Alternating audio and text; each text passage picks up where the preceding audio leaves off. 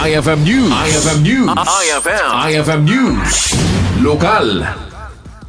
Baligi anay sayangkat ti gobyerno munisipal ti Paway ti bloodletting activity idi na minsan nga aldaw. Kas paset iti agtultuloy a panagkumit na mangitandudo iti salunat iti komunidad. Panagkaykaysa ken kinasagana ang mangipaay iti tulong kadagiti pawayenyos ita panawen ti panagkasapulan iti medisina.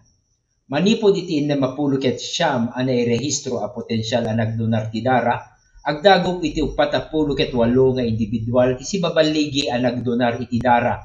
Anang ikontribusyon kadagiti napateg da unit a dara, ken iti reserba ti dara para iti munisipyo. Tinakolekta a dara ket mataginayon a kaspaset iti blood reserve iti munisipyo, ken mabalin a mausar a pangtulong kadagiti tagapaway a mabalin nga agkasapulan iti dara, gapu iti medical nga emerhensiya, ken operasyon, aksidente, ken daduma pay akasasaad a mainaig iti salunat. Para iti IFM News Idol Glenn Batuyog tatak IFM. IFM News. IFM News. IFM News. Lokal.